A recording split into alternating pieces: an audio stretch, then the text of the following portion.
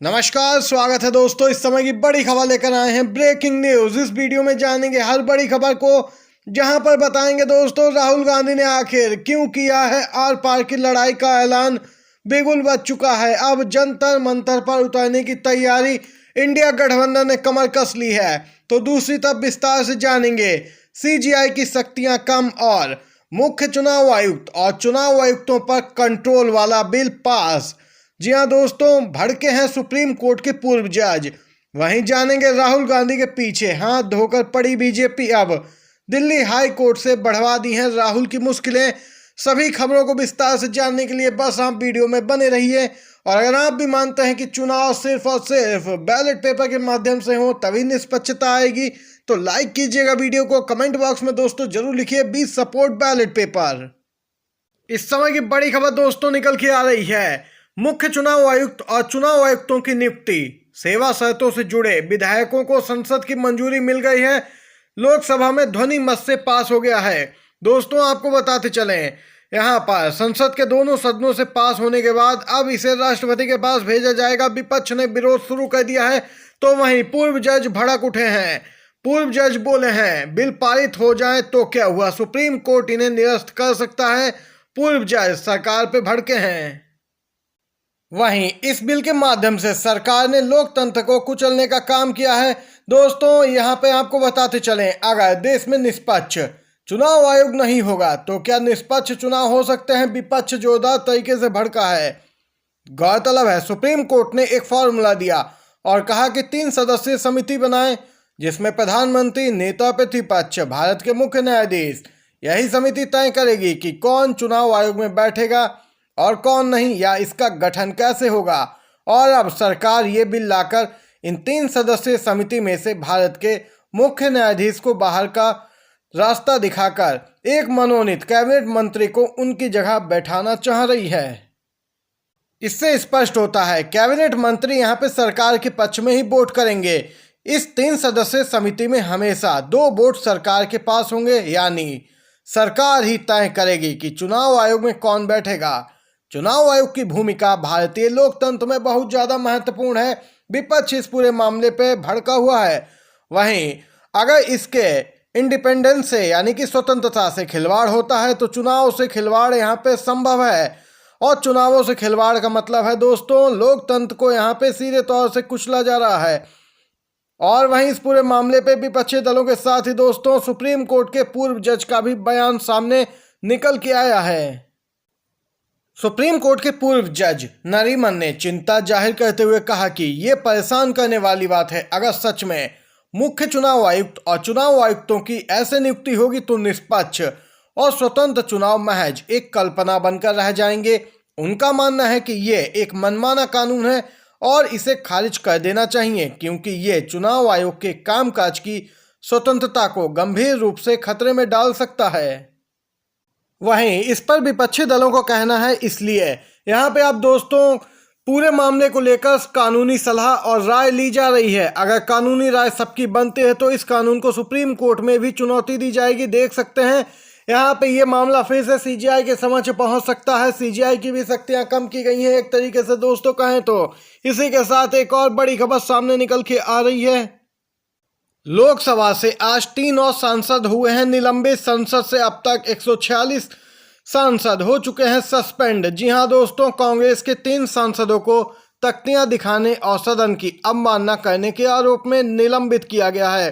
सदन की अवमानना के मामले में अब तक लोकसभा के कुल 100 विपक्षी सदस्यों को निलंबित किया जा चुका है, जबकि इसमें राज्यसभा के सदस्यों की संख्या दोस्तों 46 है। कुल मिला के आंकड़ा 146 पहुंच रहा है। आए दिन इस प्रकार की कार्रवाई विपक्षी सांसदों पर हो रही है और मोदी सरकार अपने मन चाहे यहाँ पे बिल पास करा रही है, क्योंकि कोई विरोध भी नहीं हो रहा है और बिना विरोध के उसके सभी बिल लोकसभा राज्यसभा से पास हो रहे हैं। लोकसभा से जो 3 और विपक्षी सांसद निलंबित कर दिए गए हैं, निलंबित सांसदों में दीपक बैज, डीके सुरेश और नकुल नाथ का नाम शामिल है। यहाँ पे देख सकते हैं दोस्तों लगातार लोकतंत्र को कुचलने का काम किया जा रहा है। विपक्षी दल कांग्रेस पहले ही इस पूरे मामले पे हमलावर है। साथ में इंडिया गठबंधन के अन्य दलों का भी पूर्ण समर्थन है कांग्रेस को। और इस पूरे मामले को लेकर दोस्तों विपक्ष ने विजय चौक से संसद तक विपक्षी सांसदों ने मार्च भी निकाला है और अब जंतर मंतर पर बड़े प्रदर्शन की तैयारी है। वहीं राहुल गांधी भी इस पूरे मामले पर दोस्तों नेतृत्व करते हुए दिखाई दे रहे हैं। राहुल गांधी ने आर पार की लड़ाई का बिगुल बजाया है। राहुल गांधी ने स्पष्ट कर दिया है कि जंतर मंतर पर प्रदर्शन लगातार जारी रहेगा और सरकार को यहाँ पे निलंबित हुए सांसदों को लेकर पूर्ण तरीके से उन्हें बहाल करना पड़ेगा। राहुल गांधी ने यहाँ पे दोस्तों जबरदस्त हमला बोला है सरकार पे। इसी के साथ अगली बड़ी खबर निकल के आ रही है। इंडिया गठबंधन की हुई बैठक में दोस्तों एक प्रस्ताव पारित किया गया जिसमें कुछ मुख्य बिंदु शामिल किए गए जिन्हें चुनाव आयोग के समक्ष रखा जाना है। और इस पूरे मामले को लेकर इंडिया गठबंधन की मांग तो बिल्कुल स्पष्ट है कि यहाँ पे स्पष्ट है, अगर बैलेट पेपर से चुनाव आयोग चुनाव नहीं कराता है तो कोई बात नहीं, लेकिन जो वीवीपैट में पर्ची दिखाई देती है जो अभी मतदाताओं को नहीं सौंपी जाती है, वीवीपैट की वह पर्ची मतदाताओं को सौंपी जाए और फिर मतदाता उन वीवीपैट पर्चियों को एक अलग पेटी में डालें। फिर उन वीवीपैट पर्चियों की 100% गिनती की जाए, मिलान किया जाए। देख सकते हैं इंडिया गठबंधन ने कहा है कि हम इस पे विचार कर रहे हैं, अगर जल्द ही चुनाव आयोग ने जवाब नहीं दिया तो हम इस पूरे मामले को कोर्ट भी लेकर जाएंगे। यहाँ पे इंडिया गठबंधन लगातार दोस्तों मांग कर रहा है।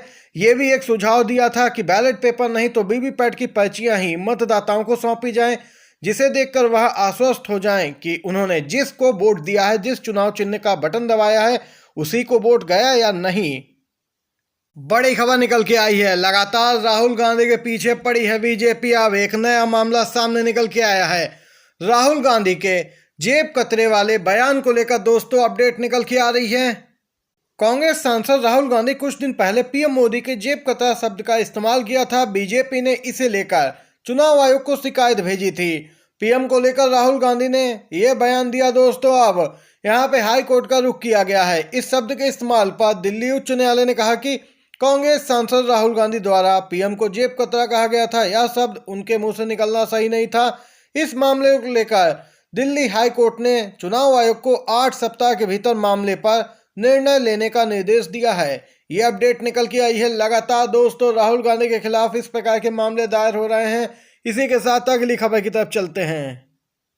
बिग ब्रेकिंग न्यूज निकल के आ रही है दोस्तों। जयाप्रदा के खिलाफ छठी बार गैर जमानती वारंट जारी हुआ है। प्रार्थना पत्र भी खारिज किया गया है। दोस्तों आचार संहिता उल्लंघन को लेकर अभिनेत्री के खिलाफ दर्ज है 2 थाने में मामला। ये अपडेट निकल के आ रही है। जयाप्रदा के खिलाफ छठी बार गैर जमानती वारंट जारी हुआ है, लेकिन वह पेश नहीं हुई दोस्तों अभी तक। पूर्व सांसद और अभिनेत्री जयाप्रदा लगातार मुश्किलों में घिरती जा रही हैं। रामपुर की स्पेशल एमपी एमएलए कोर्ट ने यह वारंट जारी किया है। बता दें कि 2019 में जयाप्रदा पर आदर्श आचार संहिता उल्लंघन का मामला दर्ज हुआ था। यहाँ पे देख सकते हैं, गौरतलब है गैर जमानती वारंट को निरस्त कराने जयाप्रदा के वकील कोर्ट भी पहुंचे थे। अदालत ने दलीलों को सुनने के बाद अपील को खारिज करते हुए एक बार फिर से गैर जमानती वारंट जारी कर दिया। मामले की अगली सुनवाई 10 जनवरी को की जाएगी। ये दोस्तों आज की सभी बड़ी खबरें, मुख्य समाचार थे जो आप तक पहुंचाए हैं। वीडियो पसंद आया हो तो लाइक कीजिएगा, शेयर कीजिएगा अपने सभी दोस्तों में भी। आप सभी का धन्यवाद।